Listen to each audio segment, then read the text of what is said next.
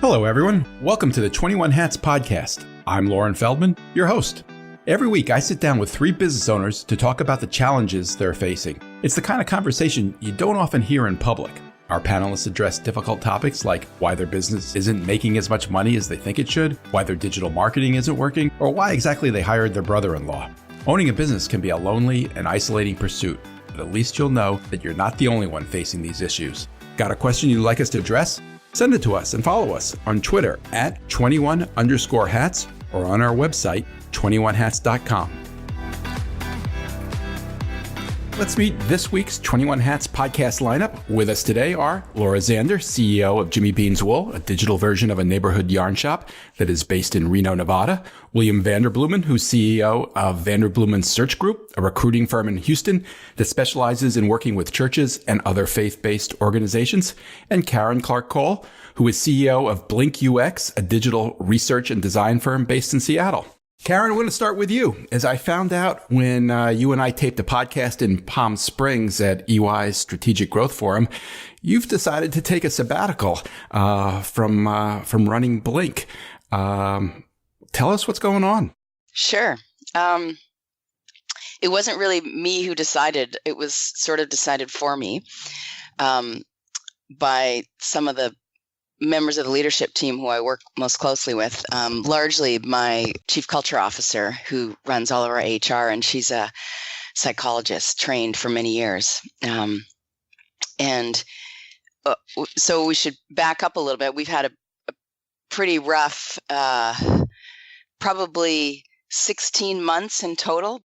You know, the last sort of 12 months have been pretty stressful for me.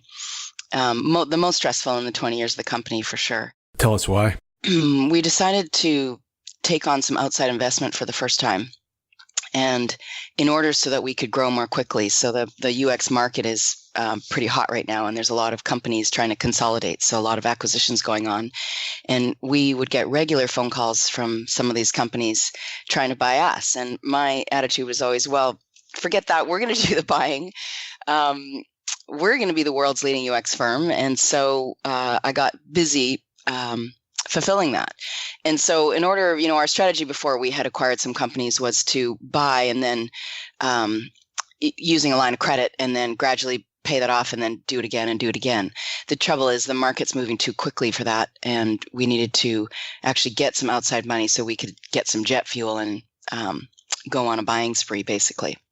So with similar kind of companies. So it's essentially finding great talent, and because when you acquire a company, they come with revenue, so the people are billing, and so we don't have to worry about hiring a whole bunch of people, having them sit on the bench while we get the work and the sort of cat and mouse game. The acquisition strategy avoids that. So there's other, it's expensive, obviously, and you have to integrate the people and really pay close attention to the culture, but it's a fast way to try to dominate the market.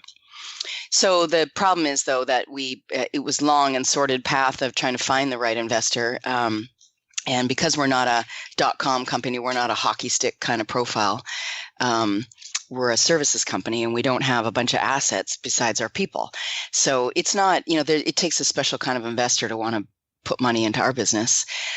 So we were focused on family office type of money. You were putting a lot of time into searching for the right investor? Yeah, we had hired a company to help us do it, but they required a lot of my time and a lot of my CFO's time. So between the two of us, we were completely absorbed in this, getting all the due diligence materials ready.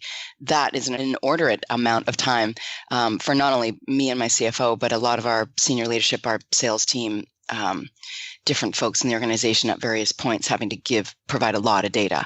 So, which is interesting to do, actually. I mean, it's a good exercise in really understanding everything about the company. We also had to do an external audit of the company, which is just good to have anyway. It's expensive and consuming for everybody in terms of time, for sure. But it's great to get some validation that, yeah, things are looking really good.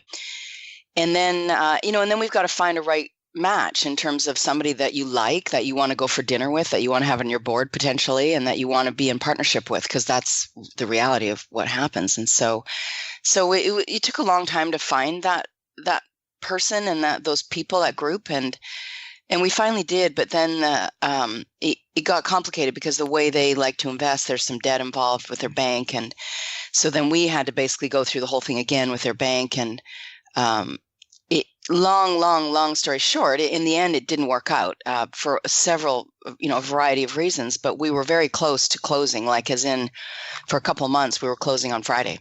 Wow. So we had all kinds of things in motion based on that, including, my job was to go out and find these companies that we could buy right away. And so I had been, searching the country, meeting with lots of people, getting all of the terms together, negotiating, getting in some cases actual letters of intent in place. You were so close. You thought this was almost a done deal, and you were out looking for ways to spend the money buying the companies you wanted to acquire. Yes, that was the deal, is that they wanted to invest in us and have the money go out immediately to these other companies. That was part of the plan. And so I had to have these companies lined up because it takes a really long time to do this. It's like dating, it takes forever. And so I was spending, I spent the whole year doing that. And found some really great companies that we were really excited about. And so then you get to know these people and you have a real relationship with them. So did you start the transactions with them? Were you close to closing with them? Well, getting the letter of intent in place is the beginning of that. So yes, yeah, for sure. And in one case, we bought a company, and with everybody knowing what the situation was, including the seller of that company, and the money was coming on Friday, so it never came. You bought a company thinking you had the money from the investor coming in on Friday, and it didn't come. Yeah, and everyone's looking at me going, well, no kidding. You should, it's never over till the fat lady sings, right? But at the time, everybody was absolutely, they had the routing numbers and everything, like it was going through on Friday. And so, and particularly this last final Friday, there was no question. And so, in retrospect, of course, I would never do that again. But at the time, it wasn't just me. There were many of us who were certain it was happening. Why didn't it happen? It was complicated on their end with the bank relationship. Their bank pulled out. Then they went to a different bank, and that's why it took so long originally. And then that bank had questions, and they had a complicated structure on the back end of how they did other investments and other deals. We weren't the only one. It became too complicated and too far away from the original plan. So in the end, it wasn't working for them, and it wasn't working for us. And so we amicably walked away and agreed that we should not do this. And so, but that wasn't until April of the following year. I mean, we continued on after the New Year. So, or that was, 8 months later. And so, going through all of that, the problems, the stress for me is the waiting and the not knowing and the expecting something that's not happening and trying to run the company based on that every week for months and months and months. And, we made decisions internally about our operations and people to hire to make sure that we're ready for this influx of people coming in terms of systems, process, as well as culture. And so a lot of things we were doing internally to prepare for this to make sure it was going to go well, because that was really important, obviously. I am so grateful to hear that you have just gone through a similar experience to us and that I'm not the only one. It's the ambiguity. It's the, like, I'm trying to predict like 3 different paths. If it goes this way, this is what we're going to do in 6 months. If it goes this way, this is what we'll do. And it's like, it fried my brain. So I'm glad to know I'm not the only one. Yeah. Laura, are you talking about the lead up to your acquisition in Texas? Yes. Yep, exactly. Yep. And every Friday we thought it was going to close. Oh, it's going to be this Friday. Well, it's going to be this Friday. It's going to be this Friday. Now we're at a 20% chance that it's going to happen. Now we're at a 30. And like trying to plan for all of that it's exhausting. I mean, right. It was exhausting. And while you're running the company at the same time. And William, are you sitting there thinking, boy, am I glad I'm not doing any of this? Oh my gosh, yes. So I'm a little different though, Lauren. To me, the whole point of this, the exercise of earning, is so I have some measure of peace insofar as you can ever get it financially. And that makes me feel very unsettled. I don't know that I'm made for that kind of risk. Kudos to you for trying it and doing what you're doing, but it's not my It's not my shtick. Well, and I have a pretty high risk tolerance, but I tell you, I saw the edge of it. Yeah, no, we're at the edge right now. My husband is not sleeping. Like, with the acquisition that we just made, we have invested way more. I mean, we haven't brought anything in, and we're just finding out more and more of these expenses that are coming up. And yeah, no, we are right at that line of, about to have a nervous breakdown. So I guess you figure out how strong you are. We'll see. Check back in a month. So, Karen, it sounds like you actually made an acquisition thinking that the investor was going to come through, and then it didn't. Did that acquisition go away, or did you keep it? Nope. Sitting in San Francisco right now. I was in the office yesterday. We've got them, and they're great, and we love them. There's a reason why we wanted to buy them. Did you have the money to buy them without the investor? No, we did not have a lot of money on hand.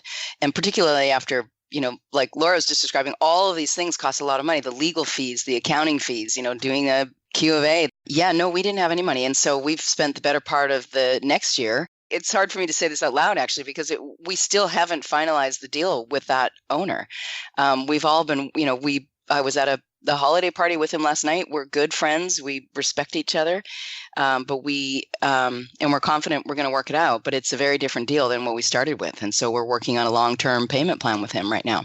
It's funny, Karen, on the hard costs of the acquisition, like you said, the lawyers and the accountants and all that kind of stuff. But, in my case, I'm so involved in sales and marketing, or have been, that there's the opportunity cost, and the distraction cost has almost been more than the financial part of it. I totally agree. That's exactly the case, particularly for my CFO.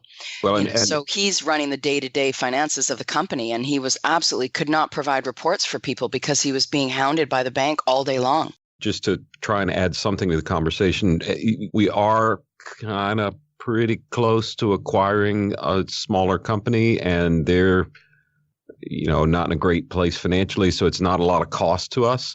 It's really, really affordable would be the nice way to say it. But I talked to our COO about it. And he said, I don't want to fool with it. Well, why? Because it's going to take your time. It's going to take your energy. And nobody ever thinks about opportunity cost of you're not going to be focused on being brand ambassador and spreading the company. Because my job is to wake up every day and think about how to spread our brand. And taking an eye off the ball to acquire, even if it doesn't cost anything, costs us. And I wouldn't naturally think about that. I don't know if that's something that you guys were born with or if it came through experience, but it's a lesson I'm having to learn. For me, it has not just been the time as well in terms of opportunity cost, but almost the emotional energy. Like, it's hard for me to be that brand ambassador and to go to an event and just be like, yeah, we're great. We would love to work with you, when all I want to do is just crawl in a hole and sleep. And I don't want to talk to anybody. Which is actually what you need to do in order to survive. So, nice segue into the sabbatical. Karen, tell us, what was your reaction when you realized the deal finally, this is it, no more Fridays, it's just not going to happen? Honestly, I was so relieved. I just couldn't take it anymore. It's just exactly what Laura described. It's the uncertainty, which is so incredibly stressful. I'm used to running a business. I'm driving it. I know where we're going. I'm in charge. And it, good or bad. And in this case, it was completely out of my hands. And yet I still had to drive the ship. What happened to the business over those 16 months? We had a rough year. Without you driving. That's not true. We had a good year. We're profitable, and we've got lots of great clients, lots of great work, and lots of great employees. So on the outside, nothing. But, there were some meetings, there are many meetings, and not just for me, but the entire leadership team, where we are all under so much pressure that, people are, you're just not your best self, and we're reacting in ways that aren't helpful for everyone else around us. Particularly me. And, that's hard on everybody for the year, for sure. And so we lost some really good people because all of a sudden they're uncertain about what's happening with the company. They think, we were doing this thing with complete certainty. Everybody knew. Oh, yeah, we're very transparent about this in the company. Everybody knew exactly what we were doing. And then then it's not happening. What's happening? Everyone's in limbo. And, I have to be careful about how much I'm communicating or not communicating. And because I don't want to cause any kind of alarm. And besides, I thought we were moving forward, nothing to worry about. And then all of a sudden, I make an announcement that we're not doing that and that we're totally changing course and that we have to lay off a bunch of people who we had in place to support all these acquisitions on the operations side. And that looks like trouble to most people. That must have been painful. I felt good about that, actually. That was finally a decision that I knew had to be made and I knew how to do it. But everybody else, it was absolute pandemonium. And that was, to me, the tail end of the whole thing. So I thought I had survived because I had survived all of this year of stress behind the scenes. And then when it becomes something to me that it's great, we're moving forward now, we know what we're doing, that's when the pandemonium hit in the company. And it was really, really traumatic for a lot of people when we laid off a bunch of people because we've never done that before. So in 20 years, all of a sudden they think like, oh God, I don't know if this is stable. And so we've had some people leave because they want to work for a stable company, even though we are, and the future is bright. It's just different than how it was for that year. So it's tricky as a leader to be communicating the right amount of information. Because we are a transparent company, I'm very open about what we're doing because I want people to be behind it and to be excited about it because I am. And so it's easy for me to get people excited about it. But as a result, people see when I'm not excited. So I have to be careful. So that in itself is really stressful. It's like I can't even be myself because I have to be a strong leader for people to see that and feel confident about the company. What did you do when it became final and this investor was not going to buy in and you knew it for sure? Did you sit down with your team and reassess all the options? Did you think, all right, we're going to find another investor? Did you think we're going to go in a completely different path? What happened then? Yeah, we re-engaged the original company who was helping us find investors, and we were going to look for another one. But quickly, it just became clear to me that we were done. We had to stop. We had to get focused back on the company, just look internally, pay attention to what we've got right here and take care of it. And so quickly we stopped that as well. And then I made the announcement that we weren't doing any. And so we haven't since. That was in June of this year. So quite a bit of time has passed, half a year since that point, and you're taking the sabbatical now. Well, after that is when we had to do all the layoffs and the cleanup of, okay, what do we got to do internally now to become profitable or to get back to being profitable? Because we had a couple of losses, which is actually pretty normal for us in the slow season in the summer. But we had to make sure that we were going to end the year strong. And we had a lot of overhead people that we were paying for that aren't billable. And for us, that's very expensive. And we didn't need them. While we love them, we didn't need them to run the company anymore because we weren't doing this massive growth. So I had to figure all that out. Can I ask you a kind of a personal question, a personal professional question? Yeah. Who do you vent to? Like, do you talk to your husband about this, at the end of the day? Or do you have a number two that you work with? I mean, how are you offloading? Do you have a therapist that you talk to 3 times a week? Yeah. If I had a husband, I would talk to him, but I don't. I'm single. Got it. Well, that might be easier, actually. Well, I'm a single mom. And so that's important, right? So I come home at the end of the day and I'm focused on my 11-year-old. And I think that actually saves me in a lot of ways because I can't stew on it all night long. I turn off my phone and I'm with her. And that is such a relief for me in so many ways. I mean, it has been my whole career. And it teaches me to be focused on what's in front of me. And so I'm really good at that, at being able to parse things out. And so there's a lot of that going on, but that doesn't help digest and process. So that's just distraction. So my chief culture officer, Linda, who I mentioned at the very beginning, she's the primary person who has helped me through this. But truthfully, there are not a lot of people. I mean, I have a couple of friends who are very close to me that I talk to, but it's certainly not 5 times a day like I need. That was a great question, Laura, and it's really interesting in that both you and William work with your spouses, and I'm wondering how you deal with that, because I'm sure there are pluses, but I'm sure there are also some minuses. Because you are bringing it home with you, I'm guessing. Yeah, I am. And I would say for us, I mean, it's all of the pluses outweigh any of the minus. There are a few minuses during peacetime. I'm reading I don't know if you guys have read Ben Horowitz's The Hard Thing About Hard Things, but he's talking about peacetime CEO versus wartime CEO, and how it's hard to find somebody who is an effective leader in both times.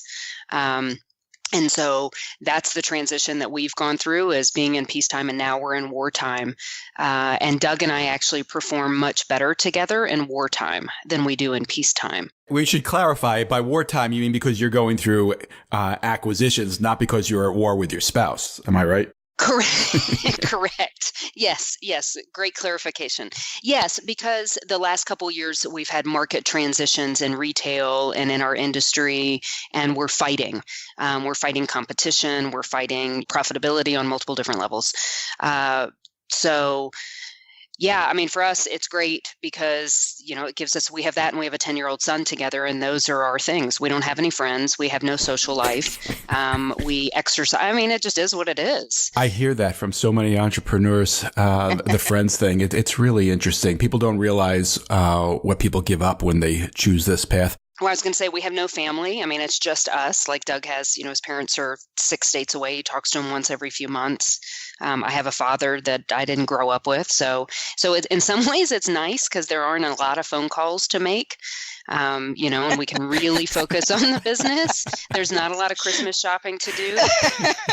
For Thanksgiving, we had a grilled cheese sandwich. Nice. But on the flip side of it, there aren't a lot of people to vent to. And there's not, for me as an emotional person, there aren't a lot of people that I can talk to that know me better than I know myself, if that makes sense, and can be really honest with me. And if I make a mistake, they can forgive me. There's not a lot of unconditional love through either friendships or family. So that's a kind of a scary place to be sometimes. Anyway, so that's why I was kind of asking, like, who do you have that kind of unconditionally loves you, that you can say, God, I really screwed up at work today, that isn't going to say, yeah, you really did, you suck.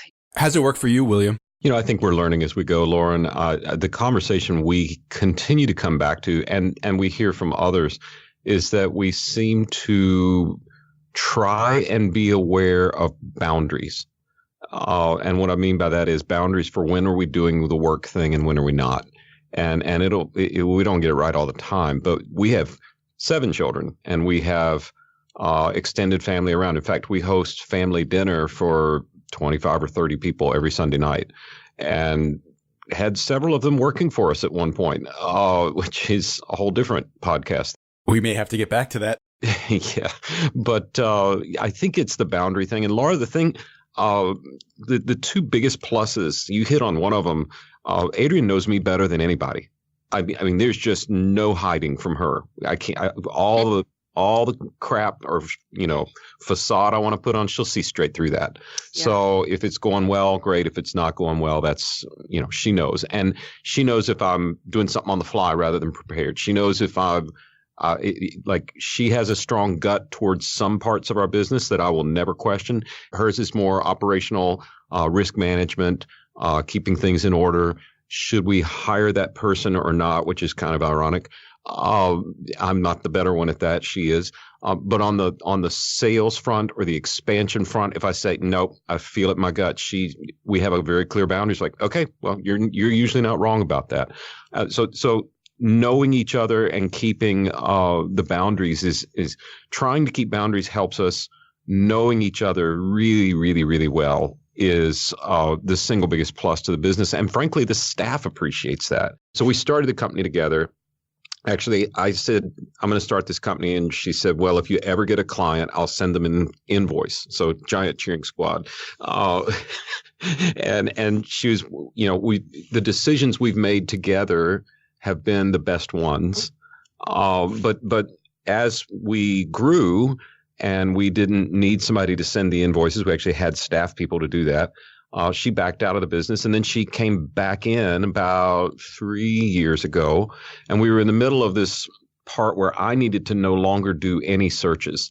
And the staff had been trying to tell me that. Because when we started, we'd do a search, and I just did it all, and all of it lived in my brain. Well, that's great if you want to be a company of 1 person. But once we started putting systems in place, if I got involved in a search, it just created more messes than solutions. And, the staff have been trying to say, well, maybe we can take that off your hands. Adrian's back for one meeting, and she said, William, I don't think you need to do searches anymore. I was like, okay, that sounds good. And the staff, you could hear their jaws drop. Like, we've been trying for 3 years to tell him, and it took one meeting. So the staff, I think, sees the plus of if they really need to get a message to me, they'll go to her. And same way, if they need to get a message to her, they'll come to me. The minuses, there's just the messiness of, if things are not good at business, you can't run away from it by going home. And I don't know how you get around that, but I'll take the pluses with the minuses over not having it all day long. That's really funny. On your staff will go to Adrian if they need to get something to you and vice versa, because that's exactly the way it is here. Like, they'll text me and be like, so could you talk to Doug about blah, blah, blah? Yeah, exactly. And I can filter it. I can soften it. Back in a previous life, when I was a pastor, I had a guy come to me. He was being considered for a CEO position at another company, and he wanted my advice. And here I am, a 31-year-old pastor. I'm like, why are you coming to me for advice? And I just want your advice. I said, why would you not take the CEO? And he said, William, have you never heard the old line? The first day you're the CEO is the last day you hear the truth. And I had never heard that. And I was like, oh, that's not true. My staff tells me everything. And I was an idiot. But now with Adrian in the office regularly, I do hear the truth. And it's made a world of difference around here. Karen, let's get back to your sabbatical. You told us initially that it wasn't really your decision. What did you mean by that? Well, it certainly wasn't my idea. And Linda would say to me, we have a sabbatical program in the company that if you've been with the company for 5 years, you can take 3 months off. And she said to me, when this is all done, you should go on sabbatical. And I just sort of thought, oh, haha, wouldn't that be great? And she kept saying it until eventually it sunk in. I'm like, you're serious about this, aren't you? She said, yes, you may not recover if you don't take this seriously, the amount of stress that you've been under. And then she went in to explain the brain science behind it. And all of a sudden I was listening. And then it took a while to plan for it. And I kind of was planning for it, but not really thinking. And it got very close. It got to like 2 days before it was supposed to happen. And I was still not really telling anybody. But meanwhile, I was sort of shopping the idea around with the leadership team that I work most closely with. And what was most surprising to me is not one single person thought that was a bad idea. God, how do you not take that personally? I know. And I'm like, really? And so, so I just thought, okay, I'll go. And then of course I'm worried, like, what if everything goes better without me and they don't really need me and then I don't have a job? And that was my first natural reaction. But it turns out that they do need me and they like me. Serious question. What happened? How do you know that? Because they've told me, for one. And truth be told, I'm not. I can't really check out entirely, but I am not in the day-to-day. I'm not going to the office. And those two things are a massive difference for me in terms of my ability just to stay out of the weeds and out of the stress of the weeds. And so, but I am, I meet with my COO, probably I talk to him once a week for a couple of hours just to check in and help sort of guide him. He's new on the job, doing a great job. And it's actually better for him just to sink in without me there, so I can let him sort of work through things in a timely way instead of with me always breathing down his back. So that's sort of good timing for that, which is partly why I did it.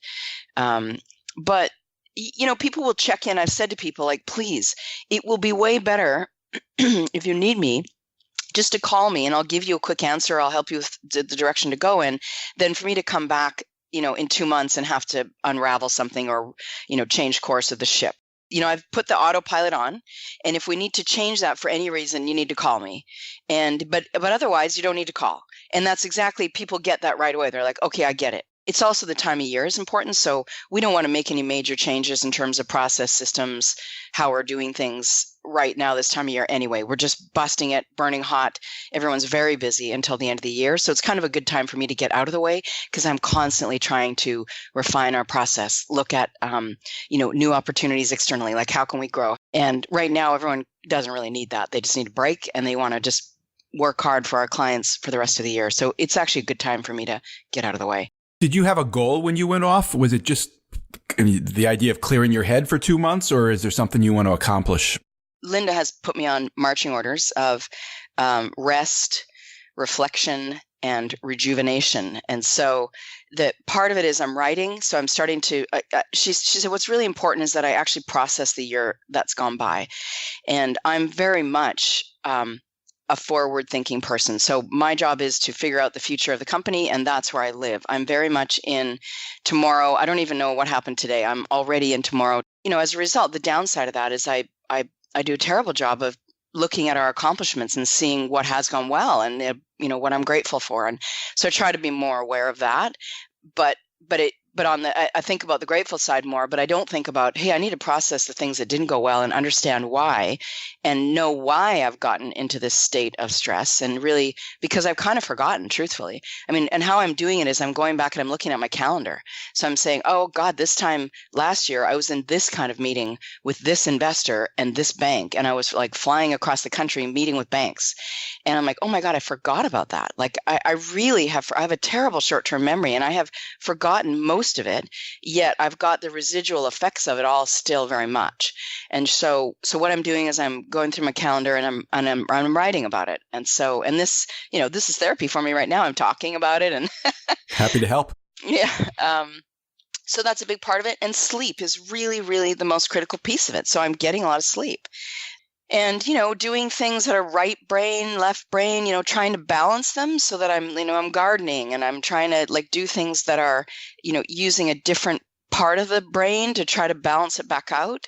It would be better if I could completely check out, but the reality is I can't. So she may tell me that I need to take longer, and we'll see about that when the time comes. But something's lost with technology speeding up our lives.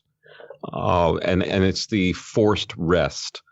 And I'll just, not to go too deep here, but my morning studies right now, I'm studying the life of the Apostle Paul, who wrote 2/3 of the New Testament. But beyond that, he's an incredible entrepreneur. He planted churches all over. The Romans finished those roads, and he took advantage of it to build a network. First one. So it's an amazing entrepreneurial story. But I was thinking the other day, I was reading a letter that he wrote to one of the churches, looking at the map of where he traveled. There was a lot of time that he just spent sitting in a cart or on a horse, and he wasn't able to do anything. And that's just not our life anymore. We've got our whole world in our pocket or purse on a smartphone, and there is no forced downtime anymore. And I'm just wondering how much creativity I'm losing by being on all the time. Yeah. 100%. I tell my staff, my only downtime is taking the dogs for a walk. So we actually bought a house that's right on the trail, so that I can just go out the back door. I go in the woods, and if I'm lucky, I'll go for an hour or 2 hours. And sometimes I'll spend the first hour. Sometimes I'll go for 5 miles and I'm on my phone the whole time doing emails and stuff. Oh, Laura. But at least I'm outside. God, no. But when things are going well and day to day is going really well, then everybody knows I don't come to the office till 11 or 12 because I'll spend the first 2 hours. Sometimes I listen to a book on tape, or sometimes, I play it by ear, but that's my creative time. It's by mile 3 or 4, my brain starts to let go and I can start to problem solve, and I can start to forward think, and I can really tell when I haven't had enough of that. And 30 minutes at the gym is not enough. Walking around the block is not enough. It has to be an hour. It's got to be 2 hours. Could you imagine taking a sabbatical, Laura? Oh, absolutely. Yes. That's what I'm working towards. I'm working my ass off right now as hard as I can with that in sight. How do I get 2 months off? How do I get this back? And so I'm trying not to stress about the fact that I'm not working out a ton. I'm not eating super well. But it's okay because it's a temporary thing and I'm doing what I need to do. So spot on. That's so good. The whole work-life balance thing is such a myth, and I just don't believe it. If you own a business, if you're running a business, there are times where you have no life, and that's just the way it is. And you buckle your seatbelt and go. And the trick for me is then after that's over, okay, now I got to let go for a little bit. because I'll lose my creativity. I'll lose my ability to be energized. I'll lose my ability to make hard decisions. I'll lose my edge. And to Karen's point, the only thing that is non-negotiable, even when I've got my seatbelt on and I'm just going and I'm working as hard as I can, the only thing that doesn't suffer is sleep. I still get 9 hours of sleep. That's amazing. So wow. That is my rest time. And I like to have a slow morning so that, I'll lay in bed for 30 minutes and just let my brain process. That's kind of like my meditation is just sitting there. I kind of see it as, I don't know, it's like all this sand in a jar and it's got to just kind of work its way through and settle. Well, I know this doesn't apply to everybody, and I don't want to sound like, CEO problems, but there is something about the role, particularly if you're founder, like I think all three of us are, founder, CEO, that you get stuck with stuff that nobody else wants, and you better be recharged for it. I was meeting with a founder pastor the other day of a very, very large church, and we were doing our podcast with him, and he said, William, I think I preach for free now. I said, what do you mean, Mark? And he said, well, I like doing it and it's fine. And I know I'm supposed to be doing it and I'm pretty good at it and people like it. But the reason they pay me is to make about 4 or 5 really hard decisions every year that no one else wants to make. And if I'm not ready for those, I've not earned my salary. I thought, wow, that's not just pastoral. That's like CEO gold right there. I don't know if that's the case for you guys, but I get stuck with 4 or 5 things no one else wants to decide. And if I'm depleted, it's not going to be good. Yeah, I talk about my job every day is to make decisions and preferably good ones. And you can't do that if your brain isn't functioning. So I want to move on to some other stuff. But before we go, Karen, obviously we will come back to this in future podcasts and check in with you on how it's going. But Lauren, what I would love to do is, can I read you what I sent out to all the employees of why I'm doing this and why it's so important? Go. Because it's important to me that everyone understood that I'm not just going off to hang out in Mexico and that I'm not going on vacation. Actually, I'm going to be at home. And this is through the teachings of Linda of understanding what's happening with my brain. I said this to everyone. When the brain is under elevated stress for prolonged periods of time, the executive functioning of the brain, the prefrontal cortex, starts to shut down, and the brain goes into survival mode, dominated by the sympathetic nervous system, especially the amygdala. So the job of the amygdala is to constantly scan our environment, looking for potential threat. In our modern work world, this is everything from deadlines, disgruntled employees, poor financials. In the meantime, our attention and memory, creativity, innovation, problem solving, which are under the control of the prefrontal cortex, are diminished. So it's exactly what William was just talking about. This causes tunnel thinking and the inability to see a big picture or put things in proper context or perspective. It also causes heightened sensitivity and overreacting. Moods become more dramatic and small things can seem big, which is really what was happening to me.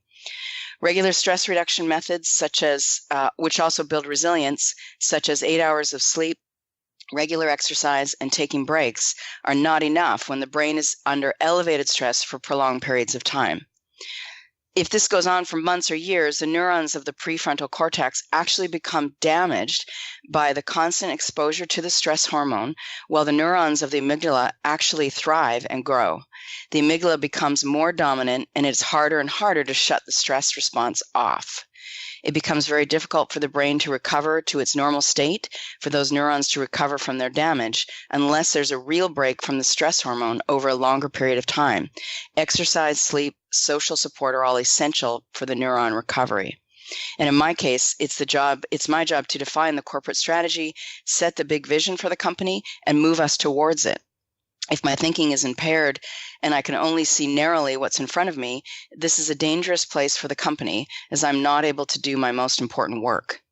So this became my greatest fear as I realized, with the help of others, that I had to take the recovery of my resilience seriously, and with the hope that after 2 to 4 months of reduced stress, rest, and reflection, I could be renewed and get back to my big picture, calm self and return to being the leader that everyone in the company wants and needs for our company to thrive.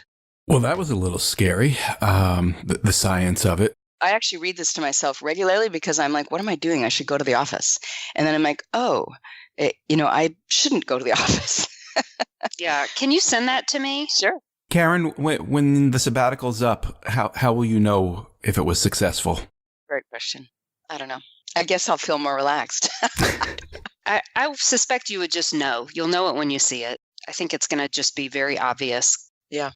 All right. So I want to move on to the point in the podcast where I ask William and Laura, in this case, what they've learned lately, what's working, what's not working. But if you'll forgive me, I'd like to go first this time. Because I think I've learned something surprising, and maybe I'm the only one who didn't know it, but I'm curious.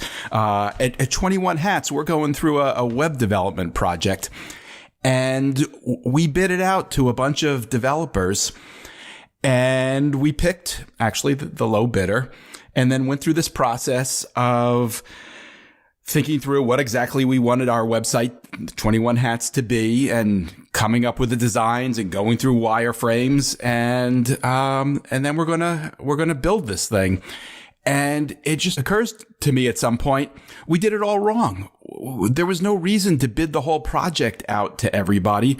We should have talk to firms just about doing the design, think through what this website was really supposed to be, what it was supposed to accomplish, take it through maybe the wireframe stage, get that all down, and then take those designs to developers and have them bid on the actual, the actual project. Instead, as I know happens all the time to other people, the project has evolved, and what we bid out 6 months ago is not exactly what we're getting. And that's good in a lot of ways. And I think we're going to end up in a happy place, but I think it could have gone a lot better.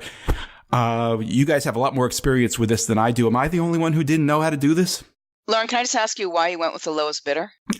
I was gonna ask the same thing. We didn't go with the lowest bidder just because he was the lowest bidder. It was somebody that who had worked with my parent company, Advantage Forbes Books, previously, and they had a really good relationship. And he was the lowest bidder, so it was a good combination. We were confident that he could do what needed to be done, and we were happy to spend less money. Our sales team, Lauren, has learned and now instructs new members that if a lead contacts us and their first question about us is, how cheap can we do this? We just almost immediately say, we're probably not right for you. We did the same thing. You get what you pay for. We didn't go out. We didn't determine initially that we were going to go with the lowest bidder. We just looked at the options we had and decided, you know what, we're comfortable with these people and they're the lowest bidder. We're going to do it. But how about the idea of splitting the project up into parts and thinking it through, getting designs, and then going back to web developers? Karen, obviously this is your business. Is that the right way to do a project? Yeah, didn't I tell you to do that? No, you didn't. I should have. Yeah, absolutely. For sure. But, remember though, you're not just looking at the design of your website. You're looking you talk about user experience. Who are your customers and what do they want from it? And why would they come to it and what do they need? That's what you want to figure out. Right. And having that conversation obviously changed the parameters of the project. We wound up in a different place. Well, what's stopping you from stopping it and getting it right? Nothing. I think we will get it right. But I think we wasted time, and it'll end up being a little bit more expensive than we thought because we're going to make them do things that we didn't talk about initially.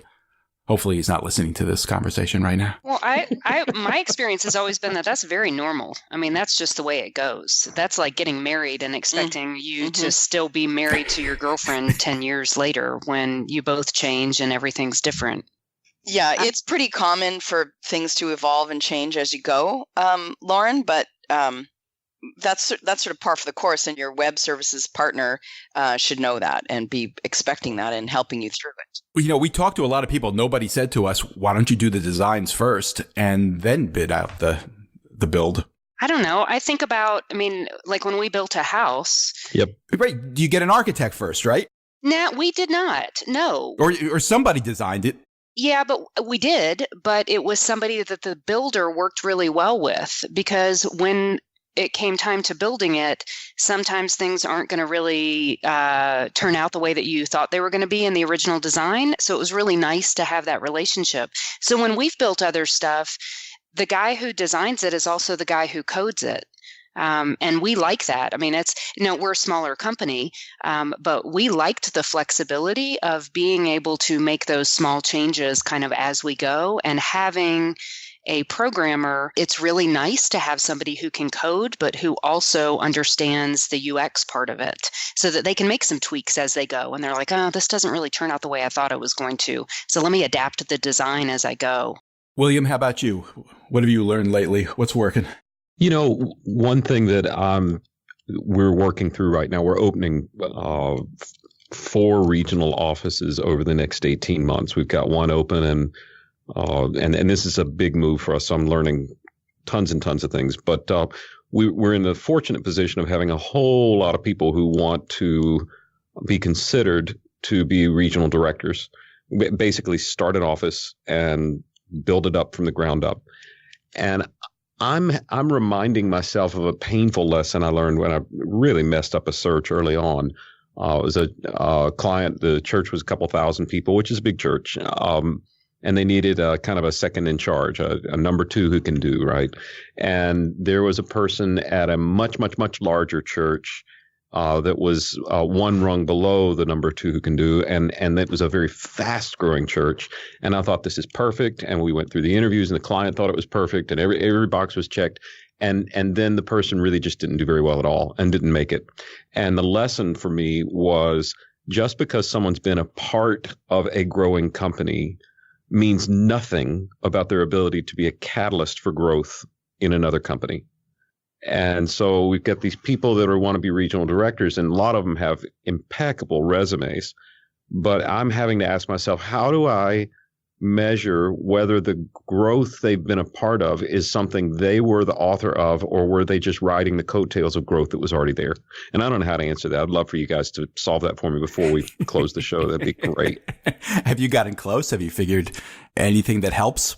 Well, it's questions like, tell me about an initiative you led. I mean, you can walk through the mechanics of what kind of interview to run, but it's one of the harder things to discern. I'm a recovering golfer, and Ben Hogan used to say the secret's in the dirt. You got to get down in the dirt to learn how to hit the ball. And can they get down in the dirt and go build out an office for me in a regional presence? So I'm still figuring it out, and I don't know if it's under the heading of what's working or what's not working. Karen or Laura, either of you have any suggestions? We do this thing in our company. It's similar to sort of it's a personality profile thing. It's called the Big Five, and it's a sort of the most modern psychology of Myers-Briggs, but it's a different algorithm, and it gets at people's hardwiring, so what they're born with and what they're naturally good at. And it doesn't mean you can't do something else, but it means there are certain things that you gain energy from, and that it's your sweet spot, if you think. And if you're doing this all day long, you won't burn out, because it's in alignment with how your brain functions. And so how we use this is for the exact kind of things that you're describing, William, is that there's somebody who you think is a real shining star in the company, could do anything. You give them this job and they fail. And then it turns out it's because it's actually not in their wiring. They're really good at this other thing, but they're really not good at that thing. And so it just helps us get people in the right places in the company so they can do their best work, and for themselves as well as for the company. And I think, it sounds a little bit like you may have somebody who's a great employee, but not quite in the right position. And I think it's not safe to assume that everyone can do the same things. Laura, what's up with you? What's working? What's not working? What's working? What's working is that I have now 2 companies that are states apart from each other, and they are supporting each other like they are family, like they've been working together for 10 years. And so it's phenomenal. So I guess the cultures that we've built, are just strong enough and open enough that, we kind of have the mentality that you chip in when you can. Do you have any advice for William as he thinks about an acquisition? How did you make that happen? How did you? Don't do it. No, I'm just kidding.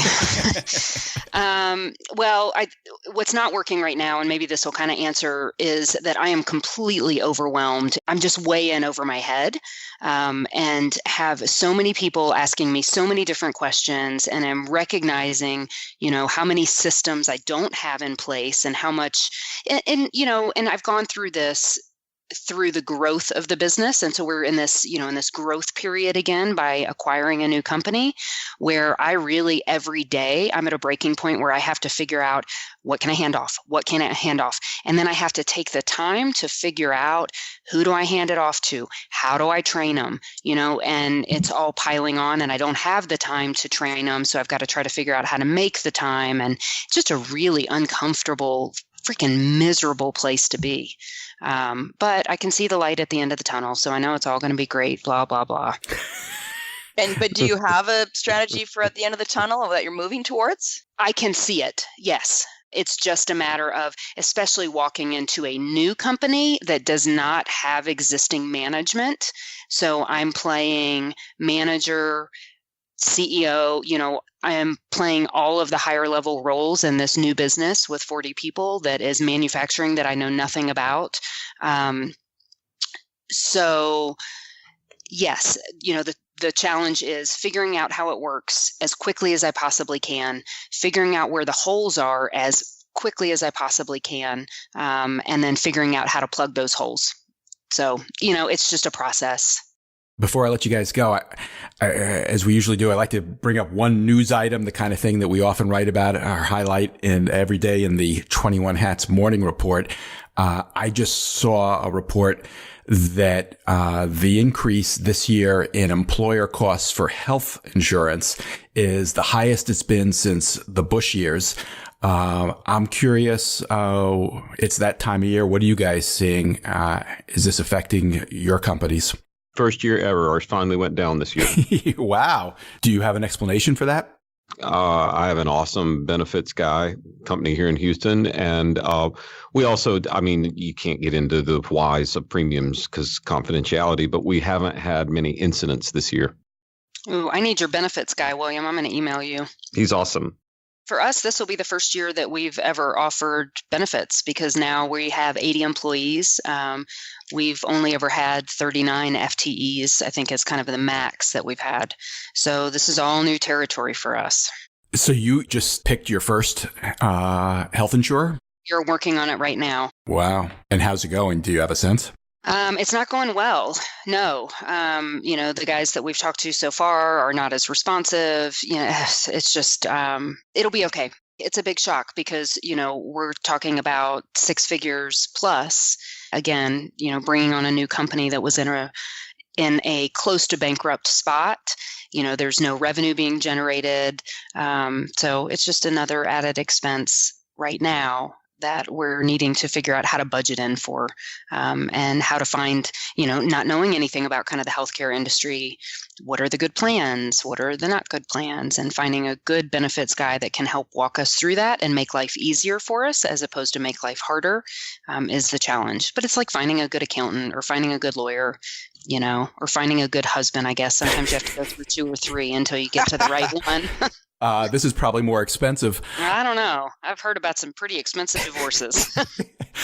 Just to be clear, you have been under the 50 employee threshold, so you haven't been required. Now, with these acquisitions, you've gone over that. You have to do this now. Suddenly, you're going to have a big new expense line to deal with. Plus, you're figuring out just what you can offer your employees. Are they aware of what's going on? Yeah.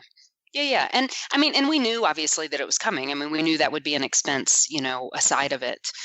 We thought that we were going to have a little more time, to get back into a cash flow positive state before we needed to incur some of those expenses. But we're going to need to do it a little sooner rather than later. But yeah, the employees are excited about it. In our, out of the 40 people in our Texas company, only 8 people take advantage of it, and so we're kind of expecting the same thing in Reno. It's not going to be a huge number, but is that because they have coverage with the spouse? Yeah, exactly. I mean, for us, it's probably the third biggest expense in the company, healthcare. So we've got salaries, rent, and then healthcare. It's wildly expensive. Has yours been going up recently? Do you know? Oh, every year it goes up astronomically. It's sort of mind-blowing to me. Thank you all once again. I so appreciate your being willing to share like this. You guys were so open, and I have no doubt a lot of people are going to appreciate hearing that they're not the only ones going through these kinds of experiences. So, thank you very much for another great episode. Thanks, Lauren. Thanks you. for having us. Thanks for listening, everybody. This episode was produced by Jess Thuberon, founder of Blank Word Productions. Remember, if you liked what you heard, tell your friends, tell your enemies, subscribe, like us, and best of all, connect with us. Follow us on Twitter at 21_hats and visit us at 21hats.com. Let us know what questions or issues you'd like to hear our panel of fearless business owners address. See you next time.